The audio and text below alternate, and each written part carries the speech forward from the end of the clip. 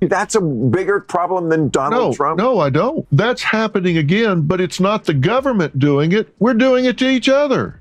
This cancel culture bullshit, we're doing what 1984 had Oceania, the government, doing. Dr. Phil takes on Bill Maher in a fiery discussion that has left fans buzzing. Known for his calm but forceful approach, Dr. Phil stands up against Bill Maher during a tense argument on Maher's show, battling back against Maher's harsh woke language with unflinching tenacity. As the conversation progresses, Maher's impassioned arguments are met with Dr. Phil's calm yet perceptive answers, making for an exhilarating meeting. Dr. Phil meticulously dissects Maher's remarks, exposing contradictions and flaws in his thinking. The emotion builds as Maher's wrath escalates, but Dr. Phil remains unshaken, providing rebuttals that connect with reason and clarity. This war of ideas displays Dr. Phil's ability to break beyond emotional outbursts and present reasoned counterpoints, ultimately leaving Maher at a loss for words. It's a must-see confrontation that has prompted substantial discussion about the boundaries of wokeness and the benefits of fair discourse. In this video, we dig into the main sections of their battle, laying down Dr. Phil's rationale and how he effectively contested Bill Maher's charges. Don't miss the full breakdown of this fascinating argument.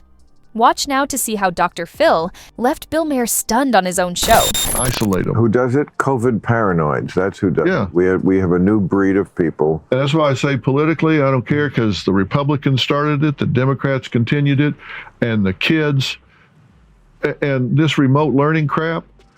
If you look at some of the remote learning, particularly for grades 1st, 2nd, 3rd, they got 0 out of it. They got 0 of it. That means they're now way behind. And if you're not reading on grade level at the end of the 3rd grade, your likelihood of dropping out is like 6x if you're in a low socioeconomic group. So you may think that you're not going to be political, but you're being political. And I think it's a good place for you to go. Well, you know, you can't avoid it anymore. You can't avoid it. And I need allies who are like where you and I are with, yes, both sides. Now, again, I come back to Trump. You got to like be on the page that he's worse than Joe Biden and very different than Joe Biden. Come on, Doc. Look, it's not politics that determine the outcome of society. It's culture. I don't care about politics. You go back to the beginning, and Democrat and Republicans have been in control about 50-50. Okay, I'm disappointed that I can't get you to just out and out say that Trump is a completely different animal than the politics on the left and the right that we both agree is very lacking on both sides. It begs the question. He is a completely different element and much more dangerous. I mean, we're talking about some sort of unnatural predator that was introduced into this wild, which was it was a jungle in the first place. But this is a different element. Nobody else has ever tried to not concede an election in this country, try to overturn an election we all, even the people in his own party, understood was lost. That is a Rubicon that we have crossed that makes him completely unique. A unicorn, if a unicorn was a big fat asshole. If I can't have your faith on that, it's very hard for me to understand where you're coming from on any. It's fascinating and ironic when you think about Bill Maher's viewpoint here. Maher, the same guy who earlier slammed Joy Reid and MSNBC for encouraging viewers to cut off family members over the holidays for supporting Donald Trump, is now sitting across from Dr. Phil and playing the same trick. Dr. Phil's response? Pure composure. He quietly refuses to engage in Maher's ultimatum, making it clear he won't be pressured into making a proclamation he doesn't believe in or feel is useful. And here's where things get interesting. Everyone, even Maher, knows why Dr. Phil won't assert that Trump is worse than Biden.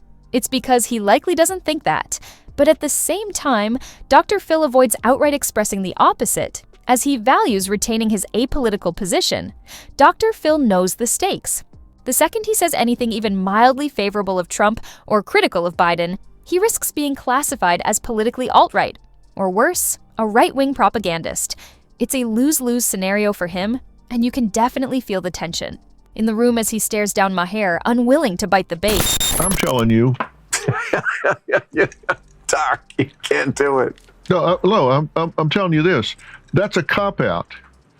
What difference does it make? A, he's not in power now. B, he's probably not going to be. And C, it doesn't. Let me ask you this. No, wait a minute. Hang on. You've read 1984 how many times? Once. You have a good memory. I mean, it was like college time, but I loved it, and I certainly remember the gist, the Ministry of Truth. Yeah, and Oceana. Yes. The government came in. They said, we're going to tell you what words you can use. We're going to tell you what words you can't use. Yes. And if you don't do it right, we're going to unperson you. I'm all over that. You remember all that? I know. And by the way, the Biden administration actually tried to have this year a Ministry of Truth. They almost called it was very close to it. I can't remember the name. It was close. It was close, and it was exactly what that is. I agree. But even beyond that, let me tell you this. But you think that's a bigger problem than Donald Trump? No, I don't. Oh, because great. I don't think politics are the big problem. What I'm telling you is this. That's happening again, but it's not the government doing it. We're doing it to each other. This cancel culture bullshit, we're doing what 1984 had Oceana, the government, doing. We're doing to each other. I understand. I couldn't agree more. It's the culture that's the problem here. You're wanting to say, let's pick somebody and throw them against the wall, whether it's Biden or Trump or Bush or whoever. That doesn't matter. It's culture. Bill Maher tries to agree with Dr. Phil in principle, but the irony is clear. Just seconds earlier on the same program, Maher was engaging in the very behavior Dr. Phil was criticizing, the relentless attempt to coerce people into hardline beliefs, thereby preserving a divided society. Dr. Phil's message is plain. This continual drive to pit one side against the other is driving the cultural breakdown. Maher, like so many others, exemplifies this problem by expecting rigid ideological adherence. Yet, as Dr. Phil points out, the world isn't black and white anymore.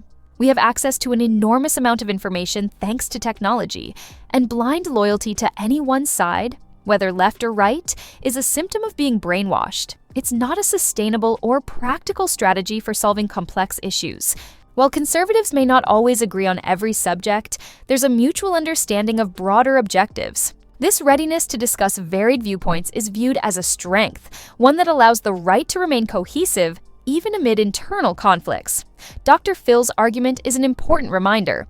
Both sides are guilty of contributing to the cultural schism, but the left's focus on flawless homogeneity is particularly self-destructive.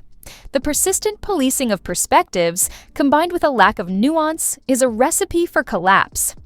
This cultural dynamic, as laid out in the discussion, demonstrates why true dialogue is increasingly rare, and why both sides must take responsibility for their role in the current state of affairs.